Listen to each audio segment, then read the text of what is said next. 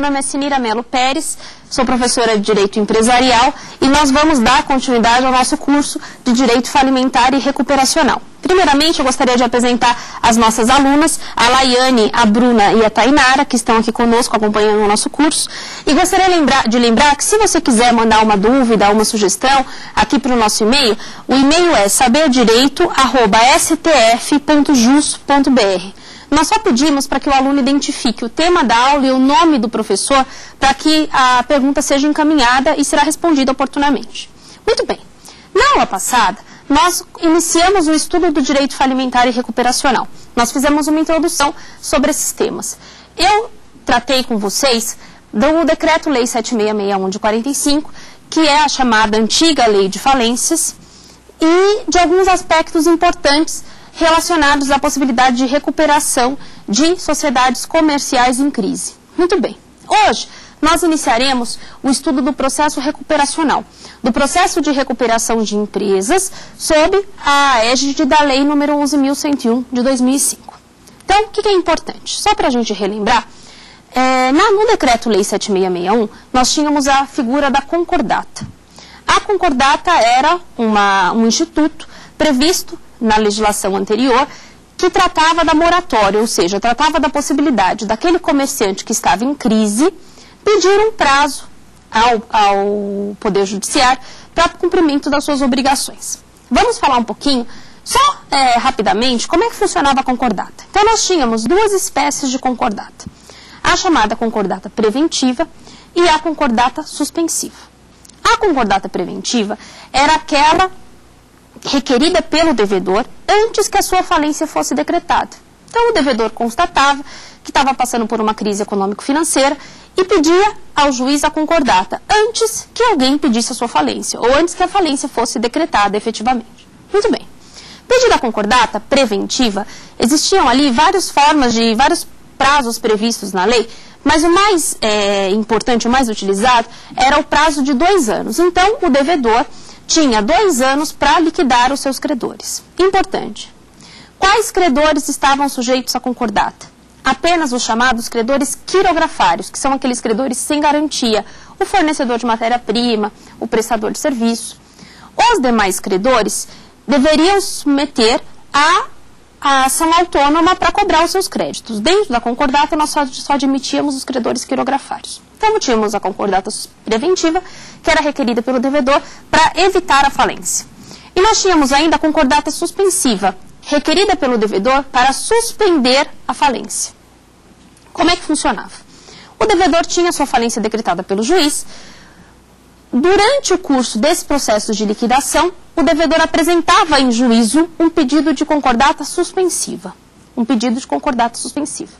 Pedia para o juiz suspender a sua falência e retornar às suas atividades. Dentro desse processo de concordata suspensiva, havia a possibilidade de uma remissão parcial da dívida. Ou seja, o devedor devia pagar apenas 50% dos credores quirografários, também só os credores quirografários, num prazo de 30 dias. Muito bem.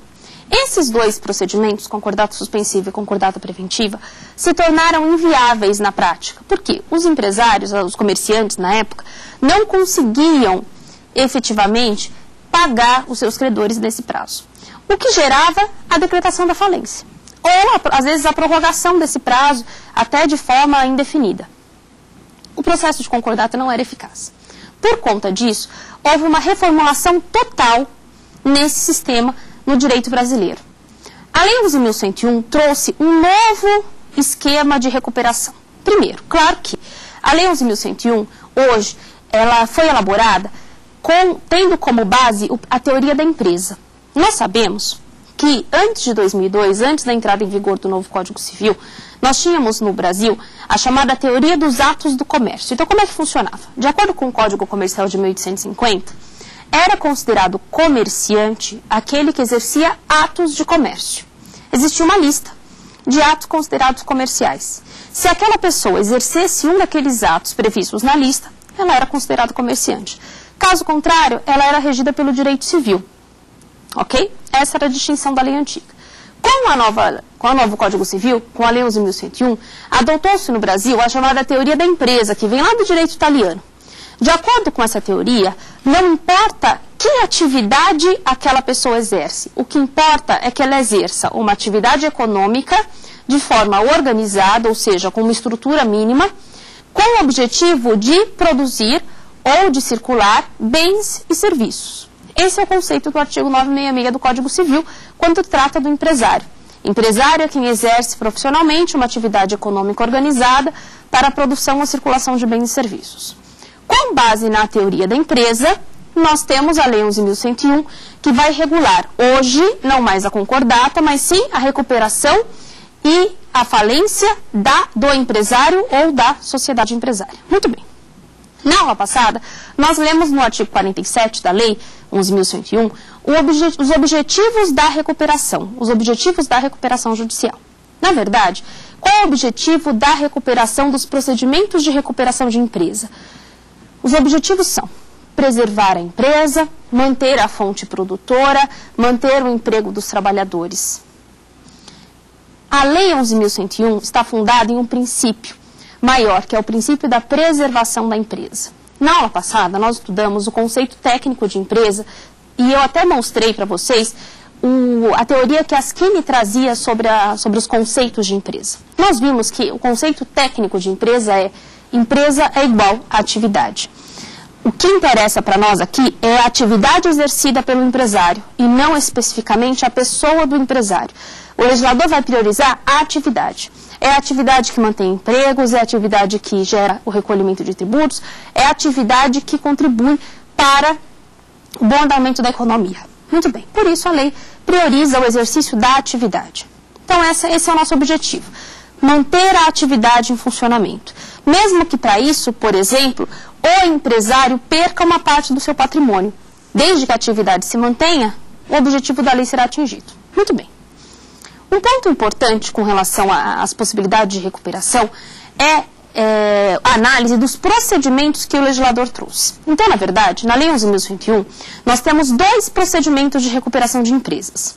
O procedimento de recuperação judicial, que é o procedimento comum, que nós estudaremos nessa aula. O procedimento de recuperação extrajudicial, que é um procedimento novo, trazido com essa nova lei, que serve para facilitar a negociação extrajudicial entre o devedor e os seus credores. Então, hoje, nós iniciaremos o estudo, em primeiro lugar, do procedimento de recuperação judicial. Ok. Dentro do processo de recuperação judicial, nós ainda temos dois procedimentos. A recuperação judicial comum e a recuperação judicial especial para a pequena empresa. Recuperação judicial especial para a pequena empresa vai ser estudada na próxima aula. Hoje nós estudaremos especificamente a recuperação judicial comum. Vamos lá. O que é esse processo de recuperação judicial? Importante. Qual é a natureza do processo de recuperação judicial? Olhem só. A concordata, apesar de vir, o termo concordata vir da ideia de acordo, de convenção entre as partes, a concordata era considerada um favor legal. O que quer dizer isso? O que é um favor legal? O que era um favor legal? O devedor que preenchesse determinados requisitos previstos em lei tinha direito à concordata. Então, os credores, no processo de concordata, não tinham muita oportunidade de participação. Por quê? Porque, na verdade, era um direito do devedor. Se ele preenchesse os requisitos, ele tinha direito à concordata, pagava os credores no prazo estabelecido na lei, se não pagasse, o juiz decretava sua falência, e assim nós andávamos. Muito bem. Na recuperação judicial, a ideia, o conceito foi completamente modificado. Por quê? A nossa recuperação judicial hoje, ela tem uma natureza contratual.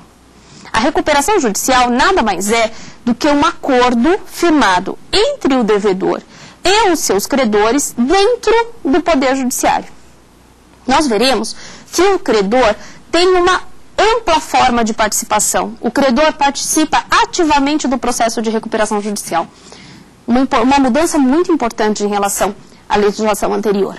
Então, hoje, o credor é que vai dizer se o devedor continua ou não sua atividade, se o devedor pode ou não se recuperar, de acordo com os procedimentos, claro, previstos na Lei 11.101. Então, vamos lá. Primeiro ponto, quem é que pode pedir recuperação judicial? Nós já vimos na aula passada, o empresário individual ou a sociedade empresária. São eles que podem pedir recuperação judicial. Empresário individual, pessoa física que exerce atividade de forma singular. Sociedade empresária, pessoa jurídica que exerce atividade empresarial. Muito bem. Dentre, claro, as sociedades empresárias, nós temos sociedade limitada, sociedade anônima, sociedade em nome coletivo, sociedade em comandita simples, sociedade em comandita por ações. Todas elas poderão requerer a recuperação judicial. Quem não pode requerer a recuperação judicial? Nós já vimos.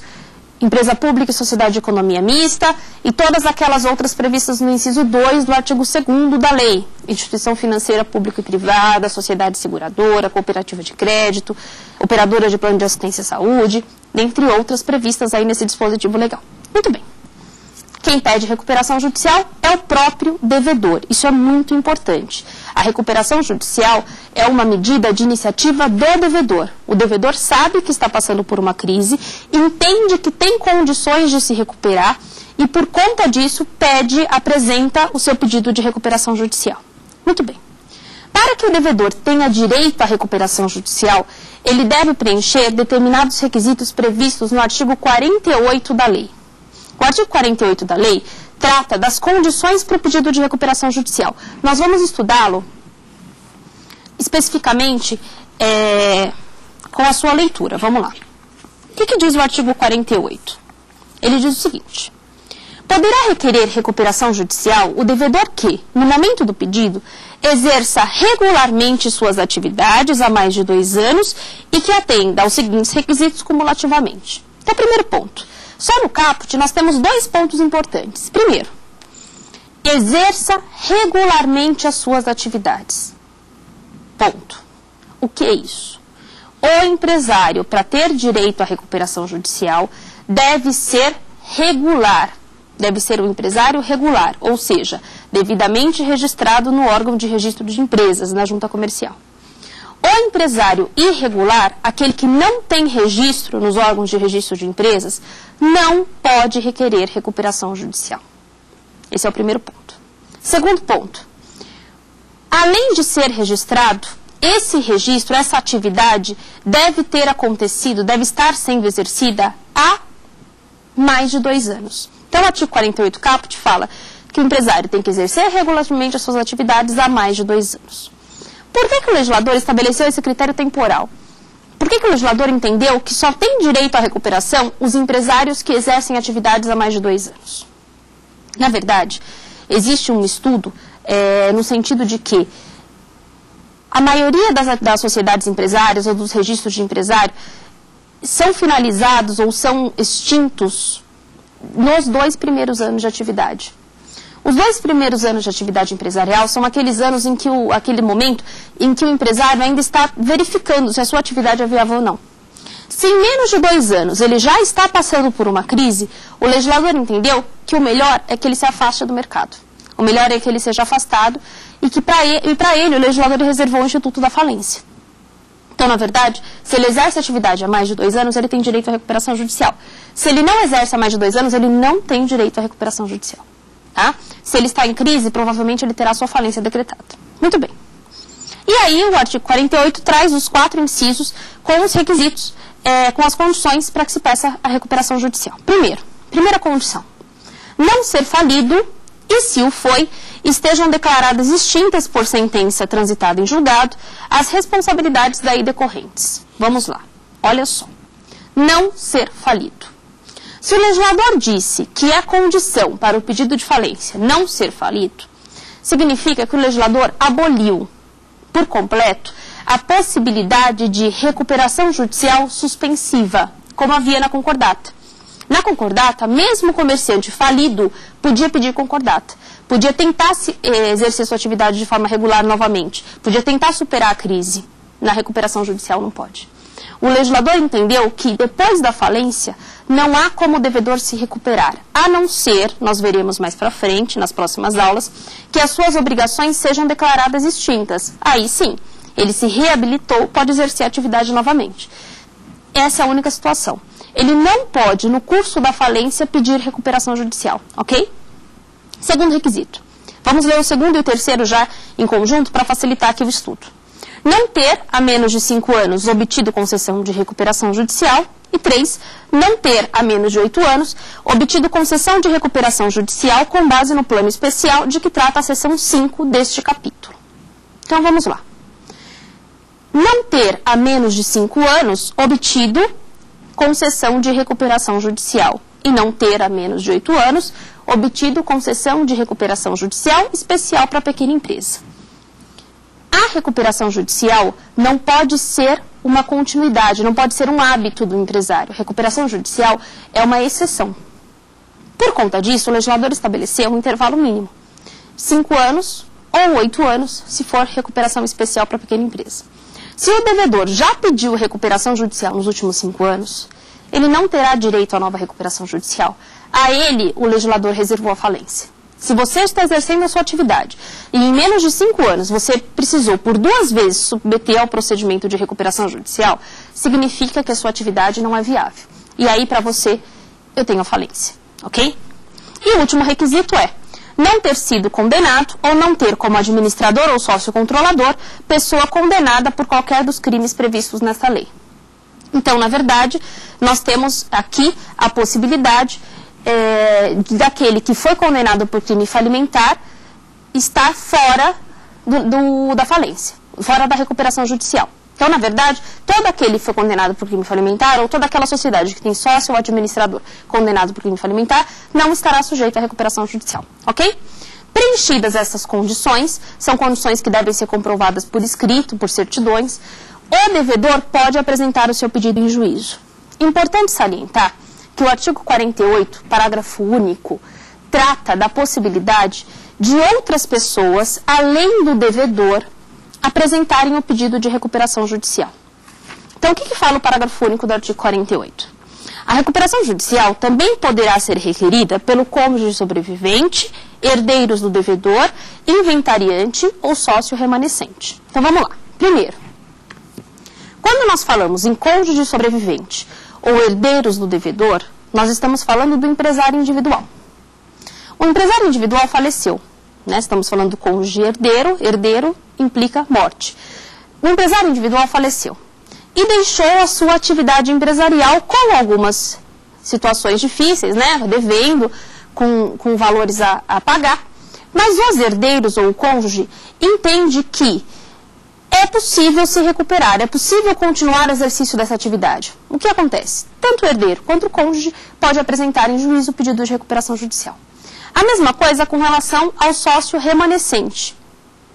Quem é o sócio remanescente?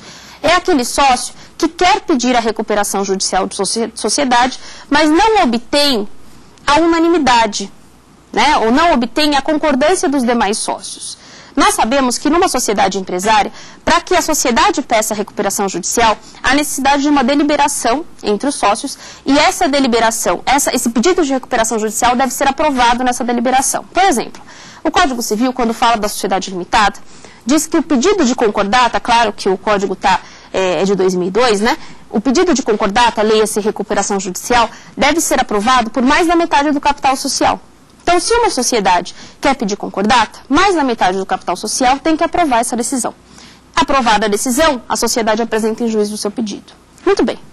Se essa decisão não for aprovada, ou, por exemplo, porque um dos sócios faleceu e não há como consultá-lo, ou não há como ter acesso aos seus herdeiros, ou, por exemplo, porque um sócio foi vencido, a legislação entende que o sócio remanescente poderia pedir a recuperação judicial em nome próprio. Então, o sócio remanescente pediria a recuperação judicial em nome próprio para benefício da sociedade, ok? Essas duas hipóteses, do cônjuge e do sócio, são hipóteses raras, mas que estão previstas na legislação, ok? Muito bem. Então, quem pode pedir recuperação judicial? Empresário individual, sociedade empresária, excepcionalmente herdeiro, cônjuge ou sócio remanescente, desde que preenchidos os requisitos que nós vimos no artigo 48. Perfeito. O devedor, então, irá apresentar o seu pedido em juízo. A petição inicial do pedido de recuperação judicial deve ser instruída com uma série de documentos previstos no artigo 51. O artigo 51 da lei, e eu peço para que vocês leiam o artigo 51 em casa, o artigo 51 da lei traz uma relação extensa de documentos que devem ser apresentados pelo devedor junto com o pedido de recuperação judicial, junto com a petição inicial, para comprovar, para que o juiz possa verificar qual é a situação do devedor. Então, diante de quem nós estamos aqui? Que documentos são esses? Documentos, o ato constitutivo da sociedade, ou a ficha de registro de empresário, demonstrações contábeis, relação de credores, uma série de coisas que a lei impõe, uma série de requisitos que a lei impõe que devem ser preenchidos. Muito bem. Apresentado esse pedido de recuperação judicial, o juiz, ao receber a petição inicial com os documentos, verifica primeiro se os documentos estão em ordem. Se esses documentos estiverem em ordem, o juiz profere a primeira decisão do pedido do processo de falência. Se os documentos não estiverem em ordem, ele concede um prazo para a emenda da petição inicial na forma prevista no Código de Processo Civil. Perfeito. Se a documentação estiver em ordem, o juiz profere a primeira decisão importante no processo de recuperação judicial. Que decisão é essa? É o despacho que defere o processamento do pedido. O juiz defere o processamento da recuperação judicial. O juiz defere o processamento da recuperação judicial. Importante aqui. Isso não significa que o juiz está concedendo a recuperação judicial. Só significa que o juiz vai dizer, num primeiro momento, está tudo em ordem, podemos seguir. Essa decisão quer dizer, podemos seguir.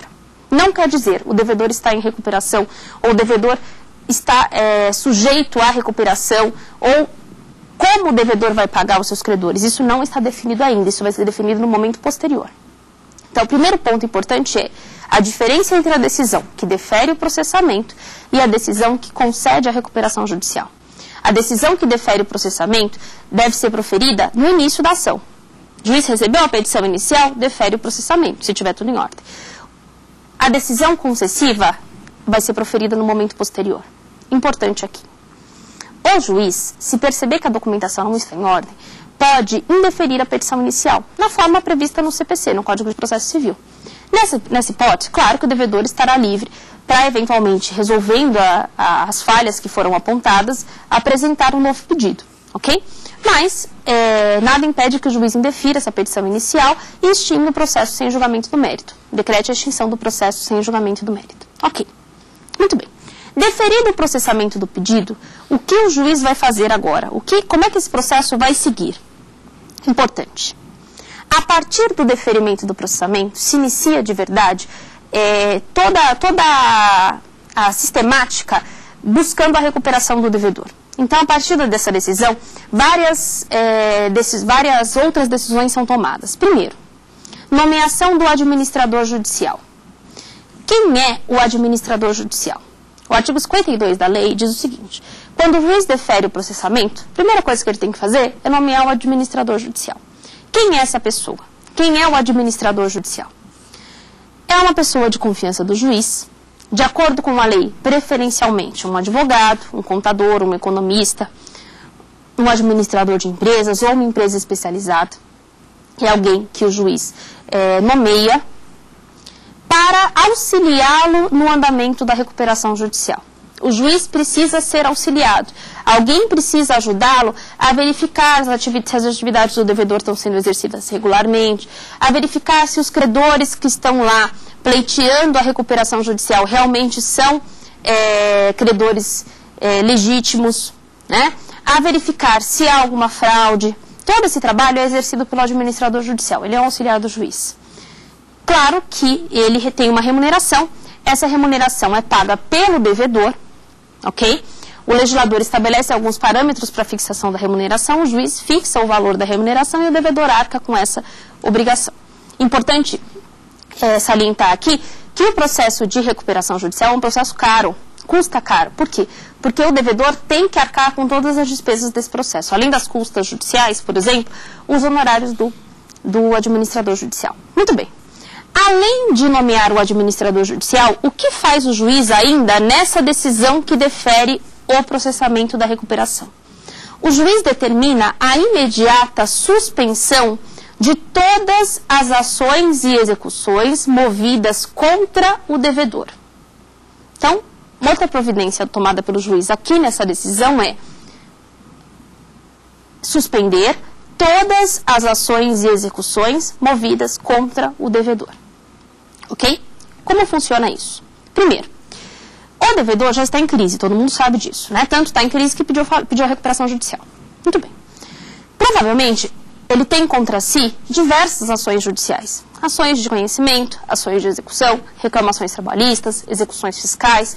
Ele tem contra si diversas ações judiciais. Se essas ações tiverem prosseguimento, como o devedor conseguirá se recuperar? É impossível.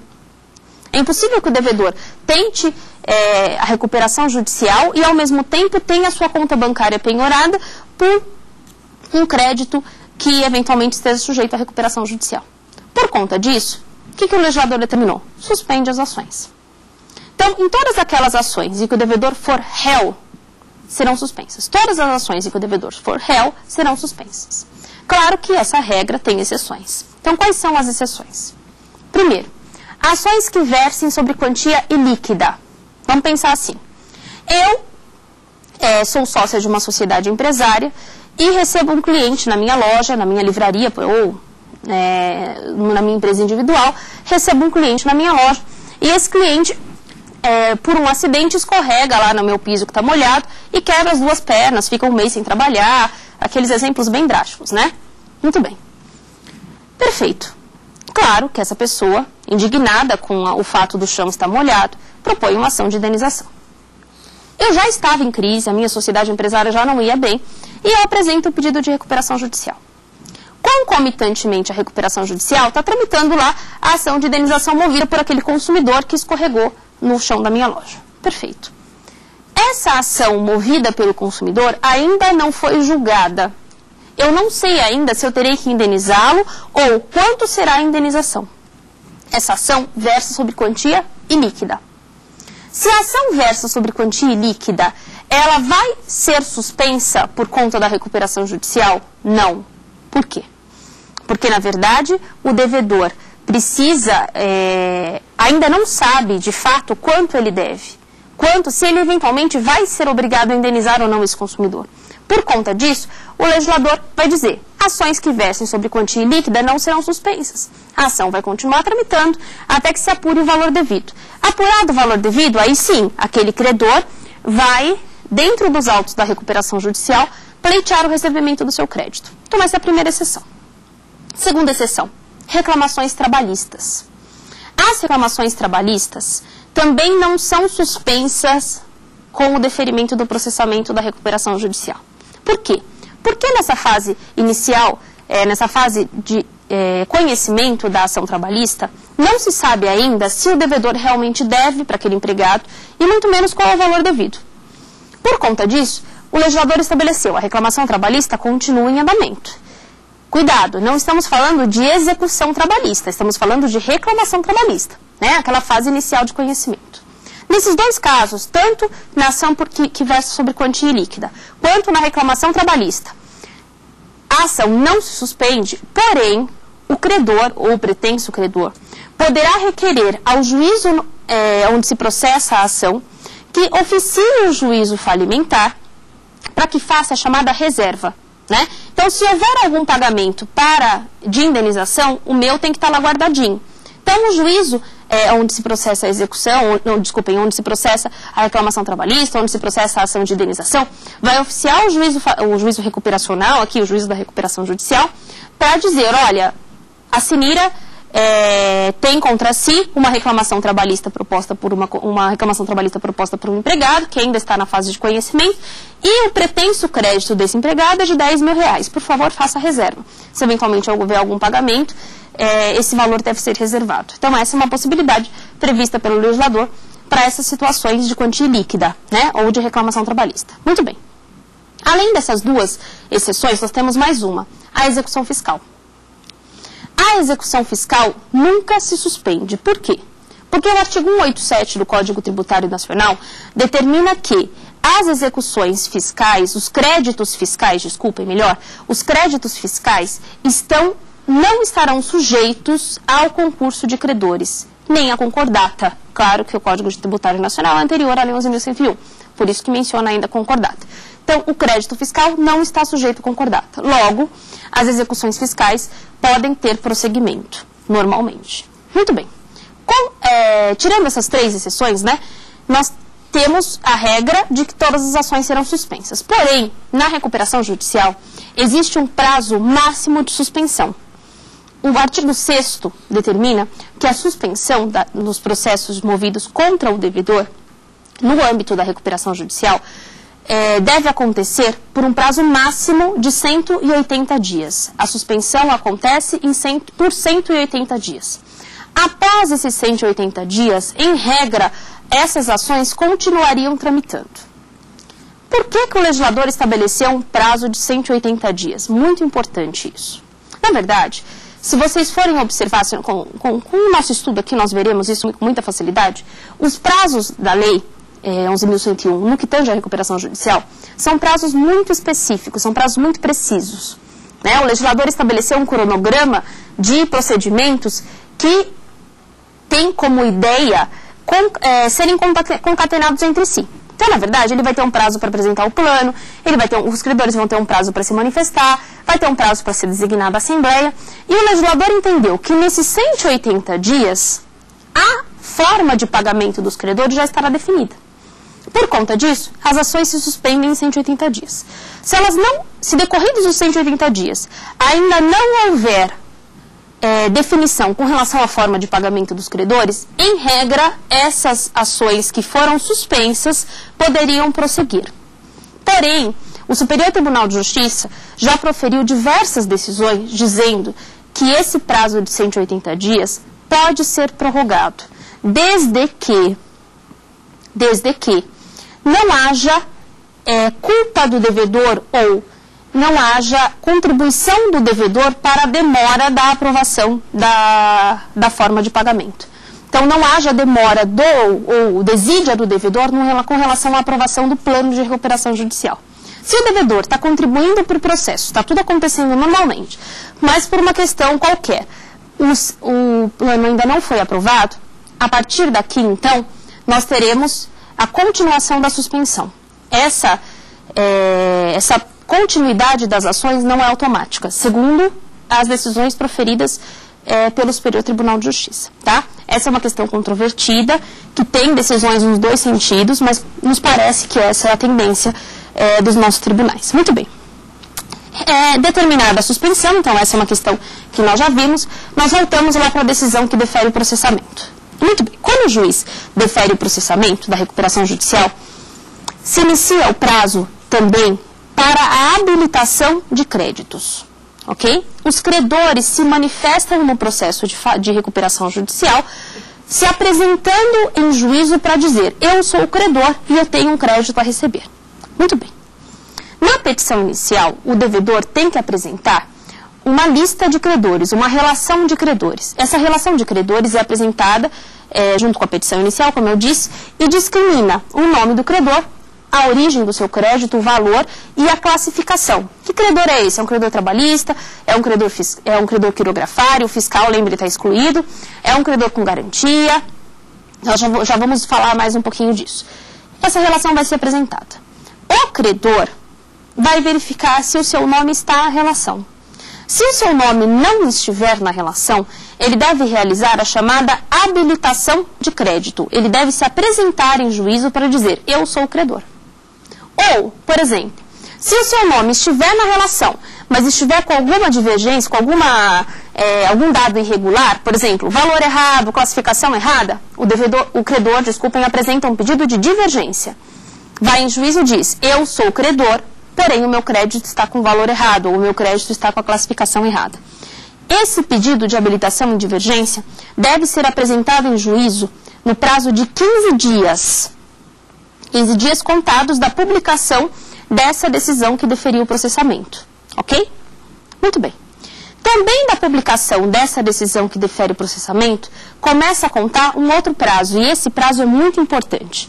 O prazo para a apresentação do plano de recuperação judicial. Da decisão que defere o processamento, começa a contar o prazo para a apresentação do plano de recuperação judicial. Aqui nós vamos examinar com bastante cuidado, porque esse é um ponto muito importante. O que é o plano de recuperação judicial? Esse plano é a proposta que será apresentada pelo devedor para a satisfação dos seus credores. Muito bem. Olhem só. Verifiquem que o devedor não apresenta a proposta para a satisfação dos seus credores na petição inicial. Porque, em regra, quando ele pede recuperação judicial, a situação dele está insustentável.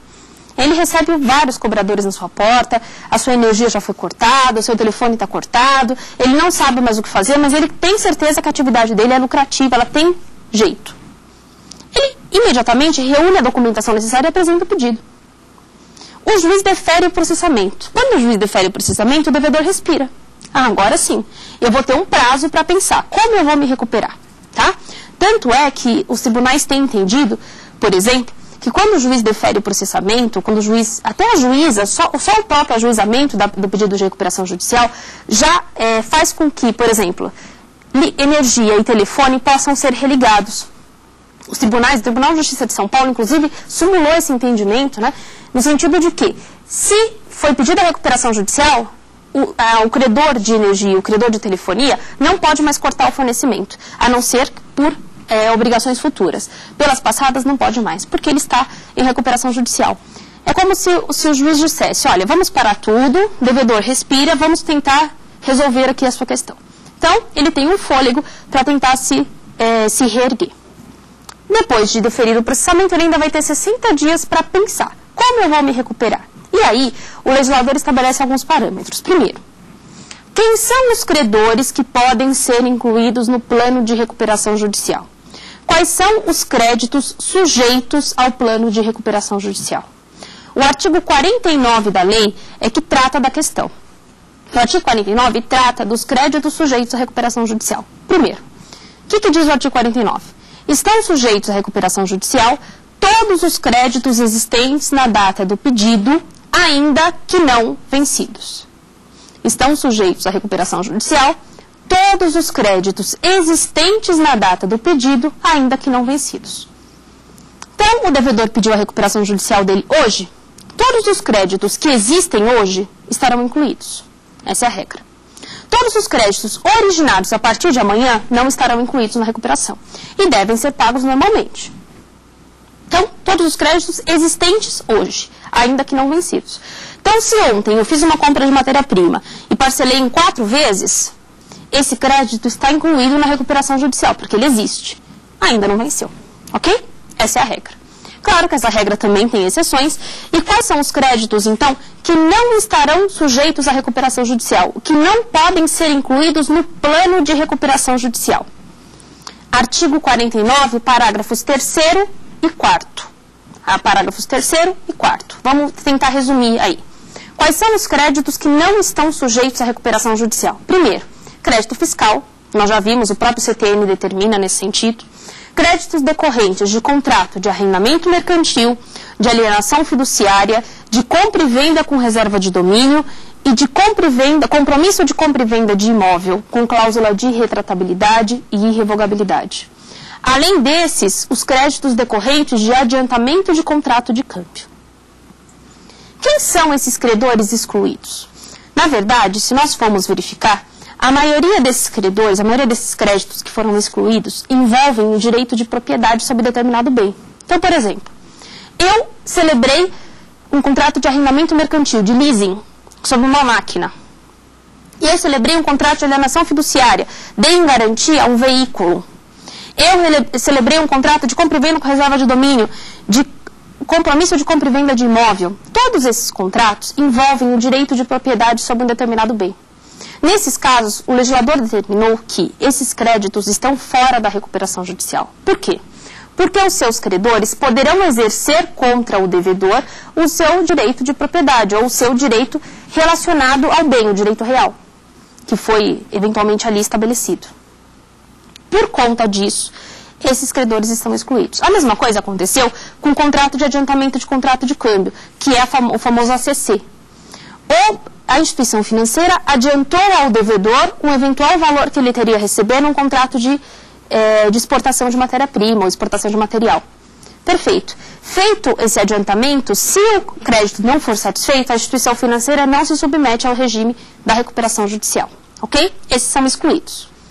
Porém, esse direito de retomada do bem, que é estabelecido no contrato firmado entre as partes, não pode ser exercido durante o prazo de suspensão das ações, que é o prazo de 180 dias. Voltando ao exemplo da máquina, se eu, por exemplo, fiz o leasing da máquina, uma máquina industrial que eu utilizo lá na minha produção, e fiquei devendo as parcelas desse leasing, o credor do leasing, a instituição que celebrou comigo esse contrato de arrendamento mercantil, tem o direito de retomada do bem. Não está sujeito à recuperação judicial. Porém, esse direito não pode ser exercido no prazo de 180 dias, que é o prazo de suspensão das ações, se a máquina for essencial à minha atividade. Então, se a máquina é um bem essencial para a minha atividade, ela não pode ser retomada no prazo de 180 dias. Depois do prazo de 180 dias, o credor pode exercer o seu direito de crédito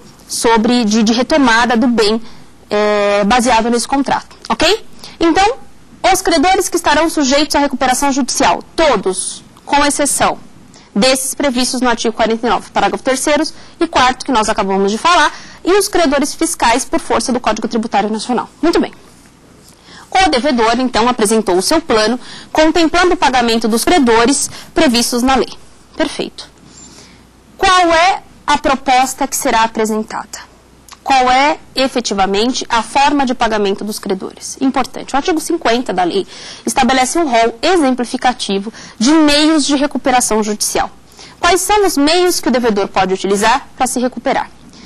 Como eu disse para vocês, o rol do artigo 50 é exemplificativo. Então, na verdade, o legislador quis sugerir possibilidades de superação da crise por meio, por exemplo, do parcelamento, por meio, por exemplo, do trespasse, que é a venda do estabelecimento, por meio da venda de valores mobiliários, debêntures, ações, aumento do capital. Quer dizer, diversas possibilidades que o devedor pode usar para tentar se reerguer. Esses meios de recuperação judicial devem ser discriminados de forma pormenorizada no plano de recuperação. Então, ele vai apresentar para os credores um plano dizendo: optei por parcelamento, optei por venda de uma das minhas unidades produtivas, optei por aumento do capital social. Tudo isso é possível, desde que ele discrimine no plano. Ok. Pergunta importante. Existe um limite para o plano de recuperação judicial? Nós vimos que na concordata o prazo máximo era de 2 anos. Hoje, existe um limite? Não. O legislador, em regra, não estabelece limite. O devedor apresenta o plano de acordo com as suas condições. Claro que esse plano será submetido à apreciação dos credores. Então, é óbvio que ele não vai poder apresentar um plano com condições muito fora do mercado. Ele vai ter que verificar o que é viável, o que os meus credores aceitariam, e é a partir daí que ele vai trabalhar. Só uma observação. O artigo 54 diz o seguinte: com relação ao pagamento dos créditos trabalhistas, o prazo máximo é de 1 ano. Com relação ao pagamento dos créditos trabalhistas, o prazo máximo é de 1 ano. Com relação aos créditos de natureza estritamente salarial, vencidos nos últimos 3 meses anteriores à recuperação judicial, o prazo é de 30 dias. Então, existe uma limitação prevista no artigo 54 com relação ao prazo de pagamento dos credores na recuperação judicial. Primeira limitação: 1 ano para pagamento dos créditos trabalhistas, 30 dias para pagamento das verbas de natureza salarial vencidas nos últimos 3 meses. Ok? Nos demais casos, para os demais credores, o devedor apresenta a proposta da forma que for melhor, da forma mais adequada à sua situação econômico-financeira. Ok? Muito bem. Apresentada a proposta em juízo, dentro desse prazo de 60 dias, o processo de recuperação segue. Importante, esse prazo de 60 dias é improrrogável. E qual é a consequência do descumprimento do prazo? Falência. O artigo 73 da lei diz o seguinte: artigo 73 fala que se o plano não for apresentado no prazo de 60 dias, o processo de recuperação judicial será convertido em processo de falência. Ocorre a chamada convolução da recuperação judicial em falência. o plano não foi apresentado, a convolução da recuperação em falência. E acaba o processo de recuperação, inicia o processo de falência.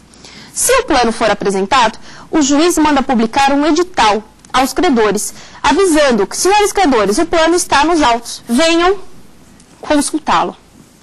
E os credores, a partir da apresentação do plano, terão um prazo de 30 dias para apresentar as chamadas objeções. E aqui, importante, como é que os credores se manifestam na recuperação judicial? Como é que os credores participam da recuperação judicial? Como eu disse para vocês no comecinho dessa aula, o processo de recuperação judicial tem natureza contratual. Então, na verdade, ele nada mais é do que um acordo entre o devedor e os credores, feitos dentro do âmbito do Poder Judiciário, dentro do processo de recuperação. Perfeito. Olha só, o credor, quando recebe a proposta de recuperação judicial, ele tem 30 dias para dizer não concordo e apresentar objeções, ou apresentar a sua discordância. Muito se discute na doutrina e sobre o que o credor pode alegar nessa objeção. Será que ele pode dizer não concordo simplesmente, ou ele tem que fundamentar? De qualquer forma, essa discussão perde um pouco da relevância quando nós verificamos o prosseguimento do processo de recuperação judicial. O que acontece? Apresentada a objeção, o juiz é obrigado, segundo a lei, a convocar uma Assembleia Geral de Credores. Então, vamos tentar entender como é que acontece essa sistemática de aprovação do plano de recuperação judicial. O devedor apresentou o plano, os credores foi publicado o edital de aviso de que o plano foi apresentado, os credores têm 30 dias para se manifestar. Aqui, eu vou me servir da lição do professor Adalberto Simão Filho, que na sua obra, nos comentários à lei de falências, ele estabelece o seguinte sistema de aprovação, muito útil, muito didático. Qual é? Primeiro, a chamada aprovação tácita. O que é a aprovação tácita? Nenhum credor apresentou objeção. O que o juiz faz? Concede a recuperação judicial. O plano está aprovado. Nenhum credor apresentou objeção. O plano está aprovado. Segundo, qualquer credor apresentou objeção. E aí, não importa o fundamento da objeção, né? Por isso que eu disse que a discussão perde um pouquinho a relevância. Não importa qual o motivo da objeção, qualquer credor apresentou objeção, qualquer valor do crédito, o juiz é obrigado a convocar a Assembleia Geral de Credores. Ok? Então, esse é o sistema de aprovação expressa, que o professor Adalberto Simão Filho chama de sistema de aprovação expressa.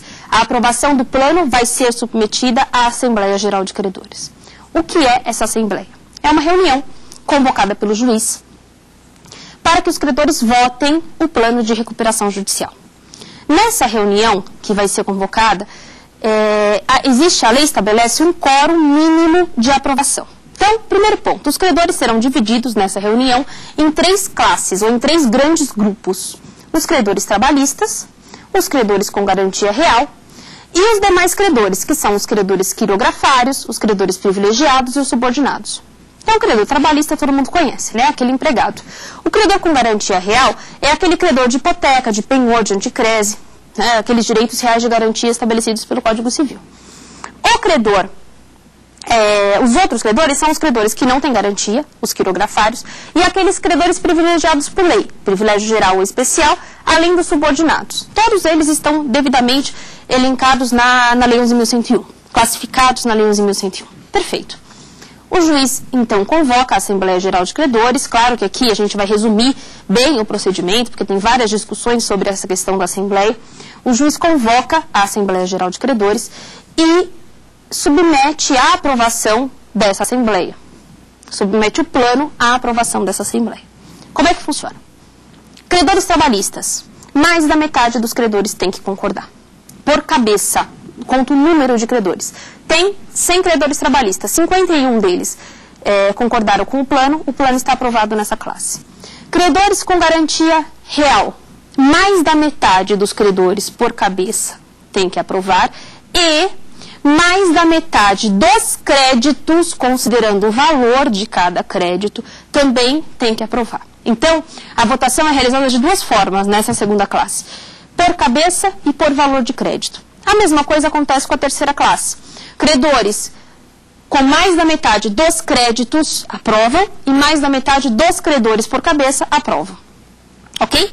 Então, para obter a aprovação, eu preciso ter aprovação da maioria dos trabalhistas por cabeça, aprovação da maioria dos credores com garantia real por cabeça e por valor do crédito, aprovação pela maioria dos credores da classe 3, quirografários, privilegiados e subordinados, por cabeça e por maioria.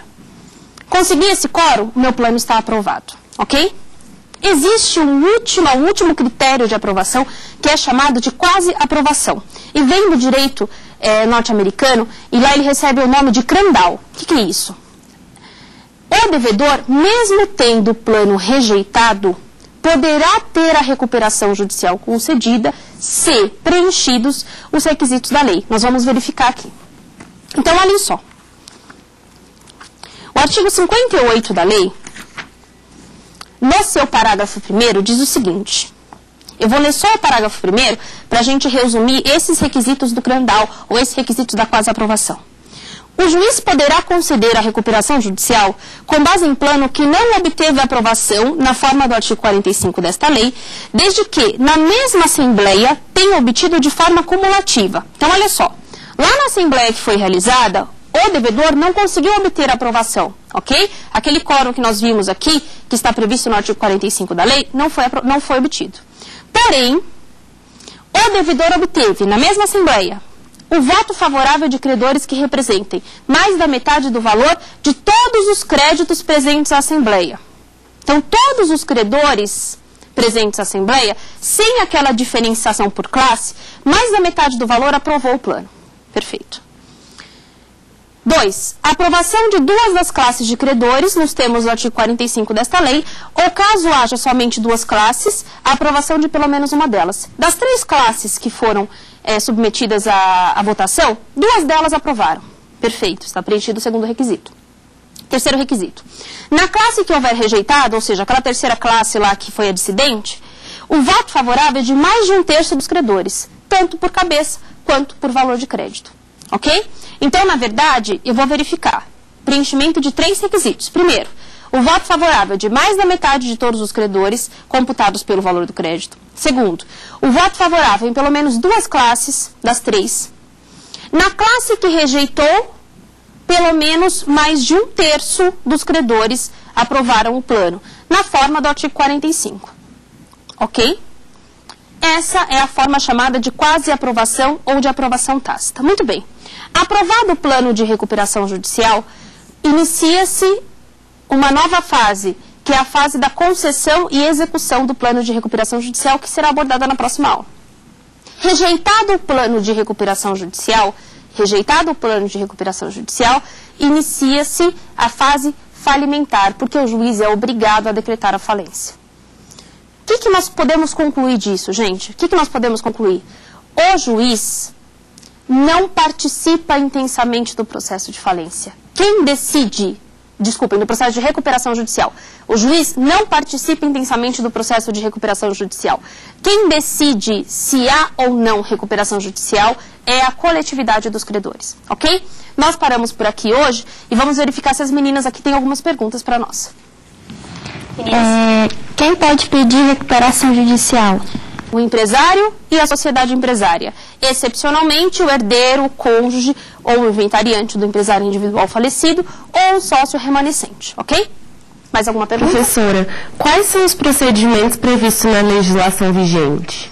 Quais são os procedimentos de recuperação judicial previstos na nossa legislação? Primeiro, recuperação judicial comum. Segundo, recuperação judicial especial para a pequena empresa. Terceiro, recuperação extrajudicial.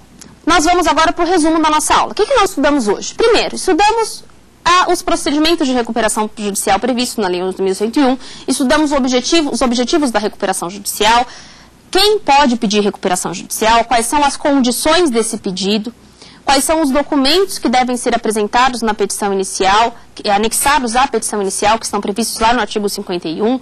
Falamos um pouquinho da decisão que defere o processamento da recuperação com os seus efeitos e suas consequências.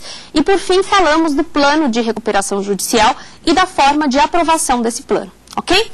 Convido vocês a assistirem a nossa próxima aula, que vai continuar a tratar do processo de recuperação judicial.